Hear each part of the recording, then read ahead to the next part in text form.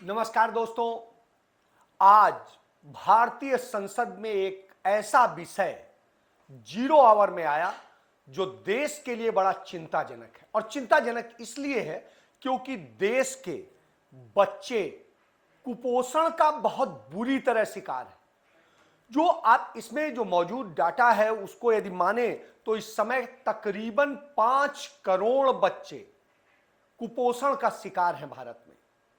और जो बच्चे कुपोषण का शिकार हैं उनमें से बहुत से बच्चे ऐसे हैं जो स्कूल जाते थे, लेकिन इस कोरोना महामारी के दौर में वो स्कूल नहीं जा पाए और स्कूलों में जो मिड डे मील मिलता था वो नहीं मिला। और उसका नतीजा ये हुआ कि उन्हें जो एक सपोर्ट मिल रहा था, जिस तरीके से खाद्य सुरक्षा कानून कांग्रेस पार्टी लेकर के आई थी, जिसके तहत उन्हें जो सब देने का था, मिड डे मील का देने का था, उन सब चीजों के जो बजट थे वो कहीं ना कहीं कम हुए और इसका के कारण बच्चे कुपोषण का शिकार हुए। बच्चे स्कूल जा नहीं रहे, खाने को मिल नहीं रहा। जो उन्हें सूखा अनाज देने की बात हो रही वो दे दिया जाता है या नहीं दिया जाता है। जो भी चीजें स्थितियां होती हैं उन सब का नतीजा ये है कि बच्चों का कुपोषण वो दूर कर पाने में संभव नहीं हो पा रहा है। तो आप ये समझिए कि इस असमर्थता का नतीजा है कि दुनिया के सबसे ज्यादा कुपोषित बच्चे आज भारत में हो गए हैं। यदि हम पिछले साल के आंकड़ों पे गौर करें तो जो पिछले साल मंत्रालय ने आंकड़े दिए थे उसके मुताबिक भारत में सबसे ज्यादा 4.66 करोड़ बच्चे ऐसे थे जो अविकसित रह गए थे, मतलब उनका विकास ही नहीं हो पाया। और क्यों नहीं हो पाया? क्योंकि वो कुपोषण का शिकार थे। इसके अलावा कमजोर बच्चों की, जिनकी स्थिति बहुत डावाडोल थी, और उन बच्चों की स्थिति ये थी कि वो भी 2.5 करोड़ से ज्यादा थे। तो मतलब टोटल यदि मिला लीजिएगा तो करीब 7.5 करोड़ के आसपास इस तरह के बच्चे आप देखने में मिलेंगे।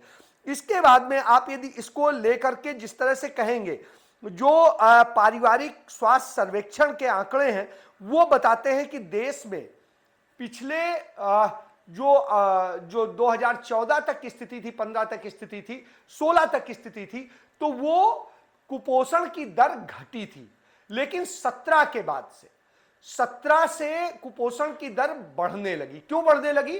क्योंकि जब नोटबंदी आई तो नोटबंदी के कारण तमाम सारे कारोबार प्रभावित हुए और चीजें हुई, और उसके कारण तमाम लोगों का रोजगार छीना, बहुत सारी चीजें छीनी, और जिसके कारण बच्चे कुपोषित हुए, उन पर असर पड़ा। उसके बाद में फिर आइए आप 2017 में जब आप ये सारा फेस करते हैं और 17 में फिर आ जाता है जीएसटी के कारण जिस तरीके से बोझ पड़ा और फिर कारोबार प्रभावित हुए, धंधे प्रभावित हुए, तमाम सारे लोगों को नौकरी से निकाला गया और चीजें हुई, तो उसके कारण प्रभाव पड़ा। पढ़ते पढ़ते ये स्थिति हुई 2019 तक आते आते भारत एक मंदी टाइप का शिकार होने लगा। और नतीजा यह हुआ 2020 में कोविड आ गया, और कोविड आने के बाद में स्थितियां तो भयावह हो गई, और आप जानते हैं कि 40 करोड़ बेरोजगारों का यह देश बन गया। अब आप समझिए कि जो आंकड़े अभी तक अवेलेबल है उसके मुताबिक 5 करोड़ बच्चे ऐसे हैं जो कुपोषित हैं, और ऐसा कुपोषित हैं कि जो कमजोर की श्रेणी में आते हैं। उसके अलावा यदि सारे अविकसित और सबको जोड़ लेंगे तो करीब 9 करोड़ बच्चे इस बुरी हालत का शिकार है हिंदुस्तान में। अब हम इसमें यदि देखें, भारत में इस समय 33 लाख से अधिक ऐसे बच्चे हैं जो महाकुपोषित श्रेणी में आते हैं, और उनकी स्थिति यह है कि वो इतने गंभीर तरह के रोगों से, दूसरी चीजों से ग्रसित हो रहे हैं कि भविष्य भी उनका अंधकारमय है और उनके लिए कुछ नहीं हो पा रहा है। आप सोचिए, जो हमने 34 राज्यों का, केंद्र शासित और दूसरे राज्यों का मिलाकर के जो आंकड़ा हमारे पास आया, उन सब में स्थिति बहुत ज्यादा चिंताजनक है। गरीबी, स्वास्थ्य की स्थिति, पोषण की स्थिति, बेरोजगारी, और ये सारी चीजें संकट बन गई हैं इस देश के लिए, और इसलिए इतनी ज्यादा चिंताजनक चीजों पर गौर करना चाहिए। इस मामले में हम यदि आंकड़े देखते हैं तो आप देखिए लद्दाख की स्थिति बहुत खराब है, सबसे बुरी स्थिति लद्दाख की है। उसके बाद नागालैंड की है, फिर जम्मू कश्मीर की है, असम की है, हिमाचल प्रदेश की है, लक्षद्वीप की है, मिजोरम की है, तेलंगाना की है, मणिपुर की है, बिहार की है, त्रिपुरा की है, उत्तर प्रदेश की है। तो आप ये समझिए कि यह स्थिति है, और इस मामले में केरल सबसे नीचे है। तो आप ये समझ सकते हैं कि कुपोषण किस तरह की स्थिति में है। विश्व स्वास्थ्य संगठन ने भी इसको लेकर के बड़ी चिंता जताई है और उसने भारत सरकार को मदद भी की है।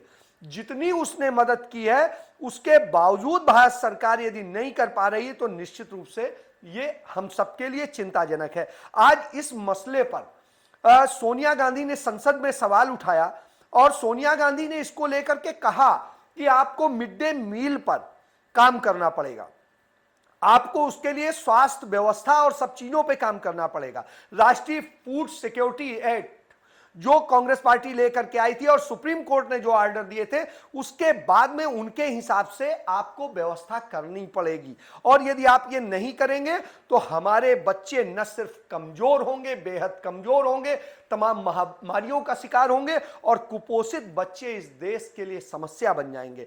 5 वर्ष से कम आयु के वो बच्चे जो बेहद कमजोर हैं उनका भविष्य चिंताजनक है। तो आप समझिए कि यह स्थिति है। तो उन्होंने आग्रह किया केंद्र सरकार से कि ICDS जो कार्यक्रम है उसके तहत गर्म और पका हुआ भोजन फिर से शुरू किया जाए मिड डे मील में। उसके अलावा गांव में और जो आंगनबाड़ी कार्यकर्ता हैं और दूसरे वो हैं उनके लिए स्वास्थ्य के दृष्टिकोण से ध्यान रखा जाए, स्तनपान कराने वालों महिलाओं के स्वास्थ्य के लिए ध्यान किया जाए, उनके लिए व्यवस्था की जाए और इन सब चीजों का चूंकि कानूनी प्रावधान मौजूद है, ऐसी स्थिति में सरकार को कुछ और नहीं करना है, सिर्फ व्यवस्था करनी है। तो यह व्यवस्था करना बेहद जरूरी हो गया है। सरकार तमाम दूसरी चीजों में उलझी हुई है। नफरत की जो कार्यक्रम है उनको बढ़ाने में सरकार की जो पार्टी के नेता हैं और प्रधानमंत्री से लेकर के सब उस दिशा में काम करते दिखाई देते हैं, सिर्फ चुनाव लड़ते दिखाई देते हैं, उस दिशा में काम नहीं कर रहे हैं जिससे देश बनता है, देश का भविष्य बनता है। तो इसलिए उस पर काम किए जाने की जरूरत है और बेरोजगारी और दूसरी चीजें चरम पर हैं, इनको कैसे कम किया जाए इस पर पूरी राष्ट्रीय स्तर पर प्लानिंग बनाने की जरूरत है और तमाम सारे जो खाली पड़े पद हैं हिंदुस्तान में 2 करोड़ के करीब खाली पड़े पद सरकारी उसमें हैं, तो उन पदों को भरा जाए। इन सब चीजों को लेकर के आज सोनिया गांधी ने सवाल उठाया लेकिन अब तक कोई सकारात्मक जवाब नहीं आया है सरकार की तरफ से। यह हम सब के लिए चिंताजनक है। तो इन सारे मुद्दों को लेकर के कि किस तरीके से एक नौकरी में नौकरी पाने के लिए एक बच्चा कि हाँ हम भविष्य में सेना में जाएंगे और वो अपना काम करता है और फिर दौड़ते हुए घर जाता है और दौड़ते हुए घर से आता है, तो आप समझिए कि बच्चे इतना भविष्य पाने के लिए संघर्ष कर रहे हैं लेकिन सरकार नौकरियां भी नहीं दे रही, नौकरियां निकाल नहीं रही है और नहीं निकाल रही है जिस कारण से वो पा नहीं पा रहे हैं। तो इन सारे सवाल बहुत सारे उलझे हुए हैं। इन्हीं सारे सवालों को समेट कर हम रात को 8 बजे फिर चर्चा करेंगे आपसे और उसमें उन सारे मुद्दों को शामिल करेंगे जो आपसे जुड़ते हैं, आपके लोगों से जुड़ते हैं, देश से जुड़ते हैं और देश के भविष्य से जुड़ते हैं। तो फिर मिलते हैं शाम को 8 बजे आपसे। धन्यवाद।